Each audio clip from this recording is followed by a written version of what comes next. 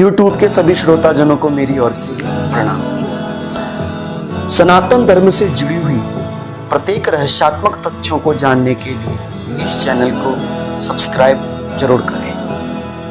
आइए आज की इस वीडियो में हम लोग बड़ी सावधानी पूर्वक यह समझने का प्रयास करते हैं कि तिलक लगाते समय हमें देवताओं के लिए कौन सी उंगली का प्रयोग करना चाहिए, किसी अतिथि को लगाने के लिए कौन सी उंगली का प्रयोग करना चाहिए, स्वयं को तिलक लगाने के लिए कौन सी उंगली का प्रयोग करना चाहिए, पितरों को तिलक लगाने के लिए कौन सी उंगली का प्रयोग करना चाहिए। ये सारी जानकारी मैं आज आप लोगों को देने वाला हूँ, क्योंकि यह प्रश्न मेरे से पूछा गया था। इसका उत्तर मैं आपको संस्कृत श्लोकों के प्रमाण से देने को जा रहा हूँ। सर्वप्रथम तिलक की महिमा तो आप जानते ही हो। कहते हैं कि तत्सर्वम निष्फलम भवेत ललाटे तिलकम बिना। वह सारे कार्य निष्फल हो जाते हैं, पूजा पाठ निष्फल हो जाती हैं अगर ललाट पर तिलक ना लगा हो। चंडाल के स्वरूप वह व्यक्ति माना जाता है जो पूजा पाठ बिना तिलक लगाए करता है।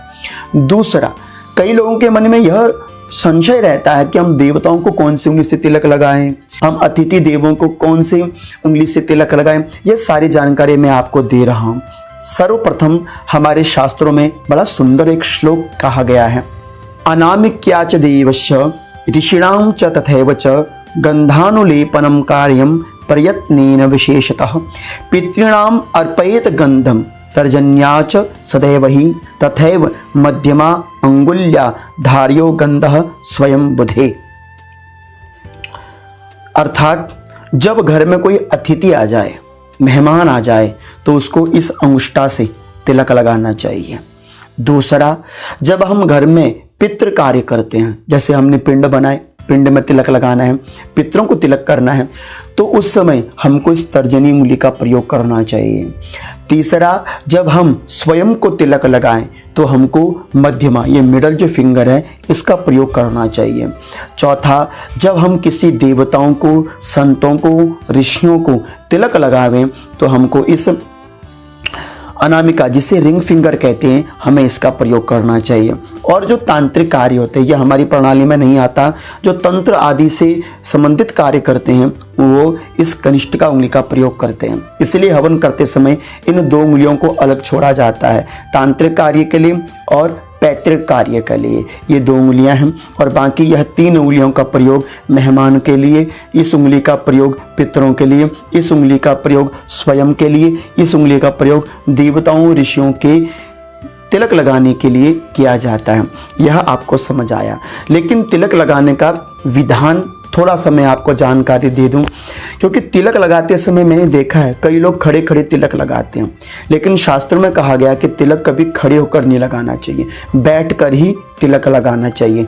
और तिलक कभी बाएं हाथ से नहीं लगाना चाहिए, भले ही आपका बायां हाथ कार्य करता हो, लेकिन जब तिलक लगाने की बारी आती है या देवताओं की पूजन करने की बारी आती है तो सदैव आपको ये राइट हैंड, जो आपका ये दाहिना हाथ है, केवल उसका ही प्रयोग तिलक और देव पूजन कार्य के लिए करना चाहिए। और तीसरी जो सबसे महत्वपूर्ण जानकारी है, आपको सदैव ध्यान रखनी चाहिए कि तिलक लगाते समय ये ध्यान जरूर रखिए कि तिलक सदैव नीचे से ऊपर की ओर लगाना चाहिए। तिलक लगाते समय सदैव इस बात की जानकारी रखिए, जब भी आप तिलक लगाते हो तो जो ये आपके नख है, नाखून है, इनका स्पर्श तिलक लगाते समय आपके माथे में नहीं होना चाहिए, क्योंकि शास्त्रों में कहा गया है न नखे स्पर्शयित, बिना नख के स्पर्श से ही हमको तिलक लगाना चाहिए। इस तरह से यह तिलक का जो विधान है वह मैंने आपसे कहा और आपको यह समझ भी आया होगा। इस तरह से इन 5 उंगलियों का प्रयोग आपने विभिन्न तरीके से तिलक लगाने के लिए प्रयोग करना चाहिए। और शास्त्रों में तो यहाँ तक भी बताया गया है कि इन 5 उंगलियों का अपना एक विशेष महत्व है। जब आप इन 5 उंगलियों से किसी भी एक उंगली से तिलक करते हो किसी के लिए भी, तो उसको अपना विशेष फल देने वाला होता है। इसके विषय में शास्त्रों में बताया है, स्पष्ट श्लोक कहा गया है, अनामिका शांति प्रोक्ता मध्यमा आयुष्करी भवेत अंगुष्ठः पुष्टिदः प्रोक्तः तर्जनी मोक्षदायिना। अर्थात जो अनामिका उंगली है वह शांति देने वाली होती है, मध्यमा उंगली आयु को बढ़ाने वाली आयुष्करी होती है। अंगुष्ठ से तिलक लगाने से पुष्टि की प्राप्ति होती है और तर्जनी उंगली से तिलक लगाने से मोक्ष की प्राप्ति होती है। मोक्षदायिनी यह उंगली मानी जाती है। तो यह समस्त उंगलियों के अपने अपने विशेष महत्व हैं जिनके बारे में मैंने आपको बताया। आप समझ गए होंगे कि हमको किस तरह से तिलक किन के लिए कैसे प्रयुक्त करना चाहिए, कैसे प्रयोग में लेकर आना चाहिए।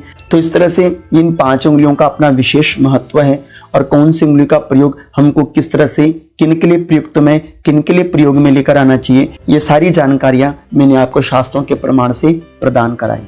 अगर आपको यह वीडियो अच्छी लगी हो तो प्लीज हमारे चैनल को सब्सक्राइब जरूर करें। अगर आपके मन में कोई प्रश्न हो तो आप मुझसे कमेंट बॉक्स पर भी जाकर पूछ सकते हैं। आपके प्रश्नों का उत्तर मैं जरूर दूंगा। अनंत इस तरह से आप सभी लोगों को अनंत कोटि वंदन।